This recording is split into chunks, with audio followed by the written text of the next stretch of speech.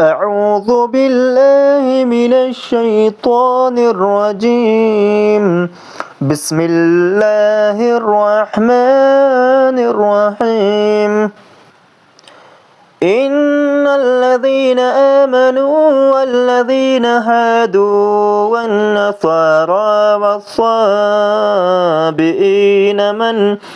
من آمن بالله واليوم الآخر وعمل صالحا فلهم أجرهم عند ربهم ولا خوف عليهم ولا هم يحزنون.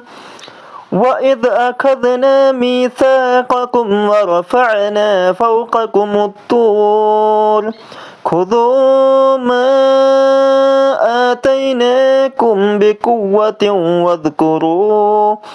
واذكروا ما فيه لعلكم تتقون.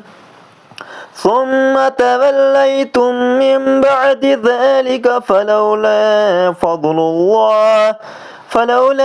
فضل الله عليكم ورحمته لكنتم من الخاسرين. ولقد علمتم الذين اعتدوا منكم في السبت فقلنا لهم كونوا قردة خاسئين فجعلناها نكالا لما بين يديها وما خلفها وموعظة للمتقين.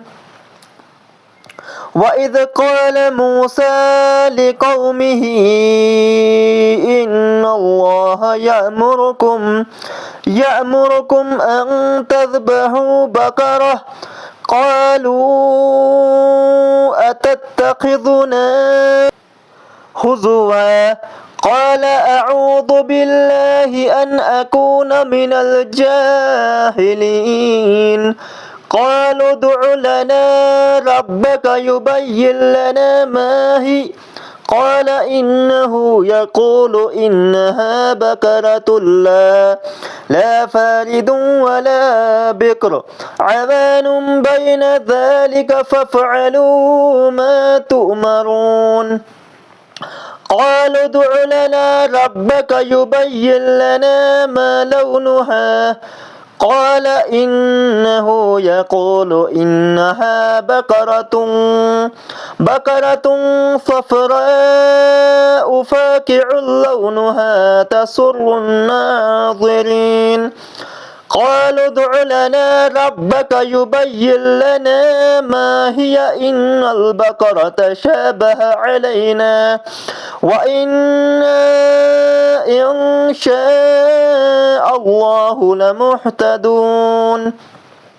قال إنه يقول إنها بقرة لا ذلول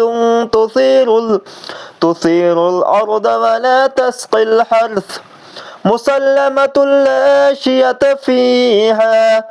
قالوا الآن جئت بالحق